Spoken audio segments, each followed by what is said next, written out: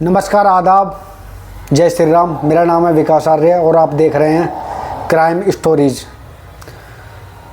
कहा जाता दिल्ली दिल वालों की होती है, लेकिन ये सिर्फ बातें हैं, दिल्ली दिल वालों की है ही नहीं।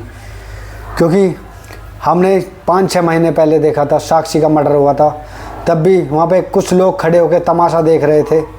कोई वीडियो बना रहा है, कोई देख रहा है मर्डर होते हुए, लेकिन कोई भी उसको बचाने नहीं है। इसी तरह एक घटना 21 नवंबर को दिल्ली के शादरा में हुई। शादरा में एक गली पड़ती है जिसका नाम है मजदूर गली। वहाँ पर एक परिवार रहता था जिसकी माता का नाम था सलमा और बेटे का नाम था यूसुफ। पिता उनके एक्सपायर हो चुके थे, वो थे नहीं। उसकी माता ड्यूटी करके अपने घर को चलाती थी और बेटा पढ़ता तो नहीं था, लेकिन उसकी मम्मी बोलती थी इससे अच्छा है कुछ काम देख लो। तो उसकी मम्मी के बहन का बेटे का काम था पेंट करने का। तो उसकी मम्मी ने उसे पेंट अपने बहन के बेटे के पास भेजकर पेंट सीखने के लिए बोला। वो डेली जाता था, 2-3 दिन हुए थे। लेकिन जब वो 21 नवंबर 2023 को सुबह जा रहा था तो उसकी मम्मी ने बोला, बेटा आटा घर पे नहीं है, आटा और एक दूध की थैली दुकान से लेके आ जाओ। दुकान पे वो जाता है आटा लेने। जब ले ही रहा था, एक बंदा नशे में उसके पास आता है। उसने शायद गांजा पी रखा था, ऐसे ही बताया जा रहा है। गांजा या फिर अफीम वगैरह ये पीते हैं। तो उससे लड़के से 350 रुपये मांगता है। अब ना वो यूसुफ उसको जानता है, ना ही आपस में एक दूसरे को जानते नहीं है। वो आपस में उनकी मुँह बहस हुई, लड़ाई हो गई आपस में।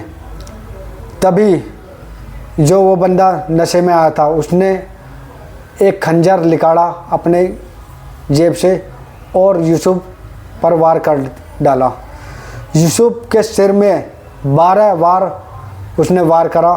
फिर यूसुफ ज़मीन पे गिर गया।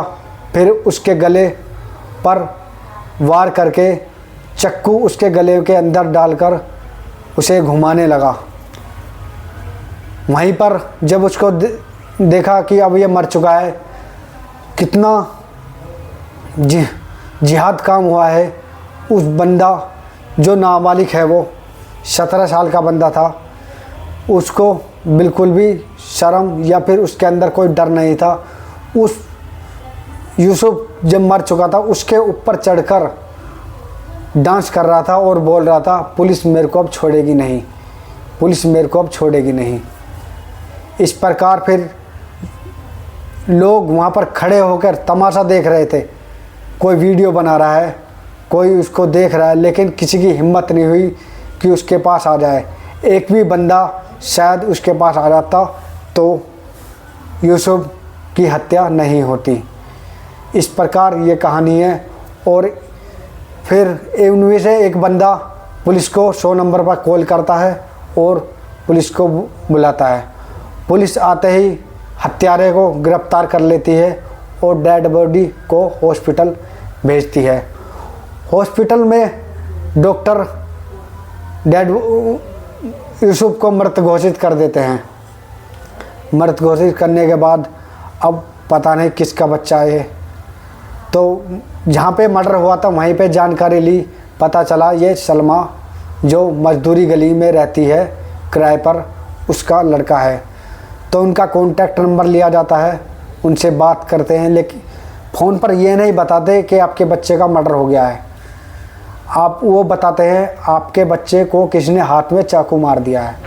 तो इतना कहकर वो पुलिस अपने पास जब बुलाती है उसकी मम्मी सलमा को, तब वो बताती है मैंने ऐसे जो मैंने पीछे आपको घटना बताई थी, किस लिए गया था यूसुफ, किस काम से गया था। अब मेन टॉपिक पाते हैं, कितनी सज़ा मिलेगी जो नाबालिग लड़का है वो, मैं नाम इसलिए मैंने उस बंदे का नहीं लिया है जिसने मर्डर करा था, इस वजह से क्योंकि वो नाबालिग है। अब कोर्ट में जाएगा जमा, ये देखते हैं क्या होएगा। इसकी हम स्टोरी अब आगे बताएंगे, जो भी कोर्ट के बाद फैसला होगा। डीएसपी साहब जो दिल्ली के डीएसपी हैं वो बोल रहे हैं 3 या 4 साल में ये बंदा छूट जाए क्योंकि नाबालिग है। और उनकी मदर, यूसुफ की मदर बोल रही हैं नाबालिग नहीं है, उसका आधार कार्ड चेक करो।